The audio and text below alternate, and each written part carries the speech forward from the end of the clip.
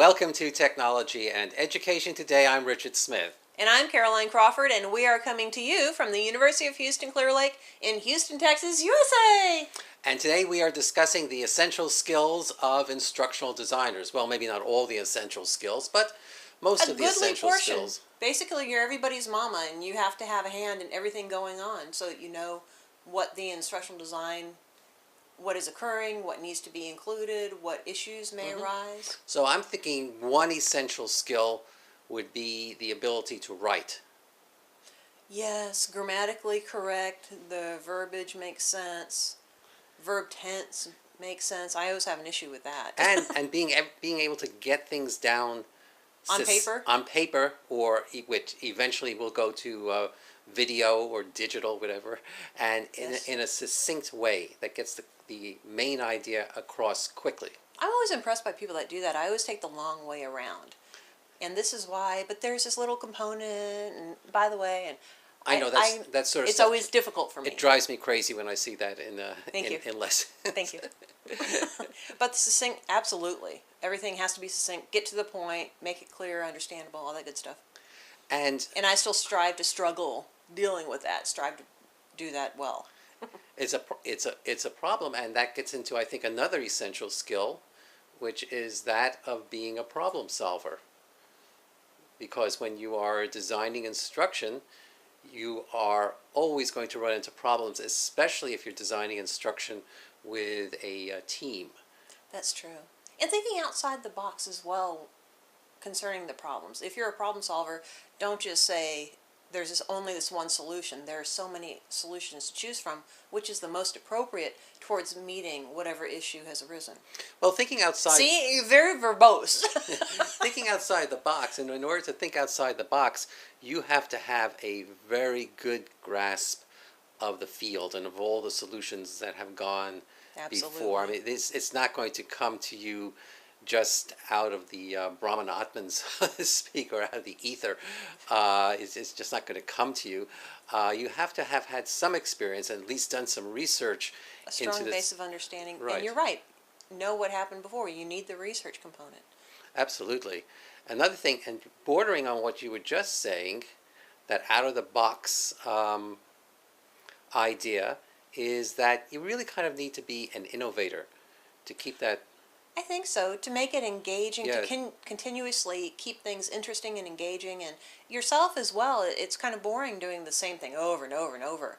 There's so many intriguing ideas and environments that are out there that could actually meet the needs, the instructional goals, instructional objectives of whatever environment you're focusing in on. You have to keep that audience interested and make certain that your audience does not lose its motivation. Yeah, definitely. As well as ability to integrate self-regulation components. Since you brought up motivation, I have to mention self-regulation. To support the learners towards meeting all of the learning objectives necessary. Sure. Well, keeping them on track. Hopefully all the learners are more or less in the same place when you're dealing with a group of trainees that are coming out of the same company. You never know until you do your little analysis of the learner. Well, then you may have to split into two separate classes. If that's a viable option. Because the other option is that you're going to add time to the creation of the workshops that you're providing. If you're going to start trying to provide everything on an individualized basis, unless as an innovator you have the ability. Offer a little module, prior knowledge Well, module. you have the ability to provide programmed instruction, which is an old term, but still is.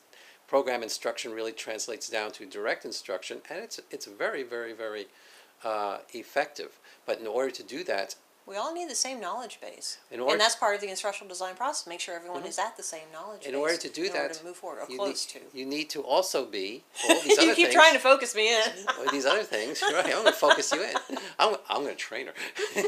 Succinct. Remember, succinct. You also have to be a researcher.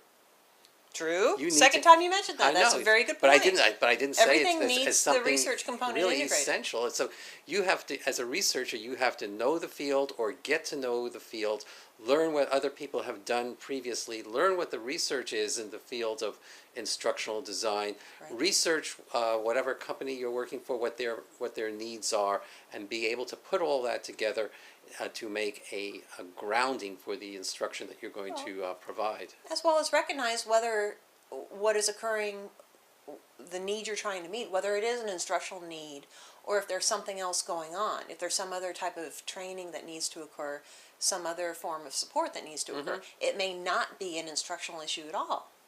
Right. And the other thing you're going to do is Moderate all the people involved. right. Play the politics. You're going to have to be the at times at least the project manager. If nobody's been designated a project manager for everything, you as let's say if you're the head instructional designer are probably going to have to manage the entire works. So you will have your media expert, maybe a programming expert. But you still need to know enough as the instructional designer. You still need to know enough about that media environment to design the instruction appropriately. Well, you need to know, certainly, and you need to know enough to know that when you are asking your media expert to do something, you have to understand just how long it's going to take and what's involved in that development. And whether or not they truly can do it. Right. I've worked with an IT person or two that didn't know that I knew what I was talking about, and their response is always, "Oh, you can't do that. That's not available." It's like, really? Let me publicly embarrass you. So you know it, I know it. Come on. you don't want to you don't want to get yourself in a position where you're asking things of people that can't be done, and Right. then you say, "I want it done. I feel like it should be done," but you don't really have enough experience to know that within the time slot available, it can't be done. I've certainly experienced that being on the other side, not being the project manager, but having things requested of me that I knew there was not enough time to complete it. Absolutely. But At there's a least difference not between understanding what the options are and understanding when somebody is blowing smoke and lying Right. to you. And Just because they don't want to do it. And of course, what then can happen if the project is not managed correctly and there's no attention to time is that yes, that will get accomplished, but the task will be accomplished, but it will be nowhere near the quality needed to make the project as a whole work properly. And there's still the monetary component. How much money and time Right. and effort are going into a quality So product? I think there's one other thing that we need to talk about. But you're right, the project management component, even if you have a designated project manager, you may need to step in as the instructional designer because you're the one that's basically pulling everything together. And one other thing, I think one other essential thing that an instructional designer needs to be is an editor. You have to be able to get in there, either edit your own work or be accepting enough to accept the edits that somebody else is making for you. You can't say, "Oh my God, this is my project, it's absolutely perfect." That person who's editing it doesn't know what he or she is talking about. You have to have enough editing skills, one, to edit your own work properly, and two, understand that somebody who is editing your work is really on your side and trying to make you look good. True. Working under the assumption that there is a communicative component there. If someone is editing your work, that they are helping explain why it's being edited. If there are spelling issues, grammatical issues, if a whole section is killed. Well, or irrelevant or Yeah, or whatever. or irrelevant. Telling someone why helps significantly. And I'm going to tell you now that we're edited out of time. Oh my gosh, that was just bad. I know, it was really terrible, but we can't go on forever. We only have so much digital tape. We have been watching Technology and Education Today. I'm Richard Smith. And I'm Caroline Crawford. And again, we are coming to you from the University of Houston Clear Lake in Houston, Texas, USA. Bye!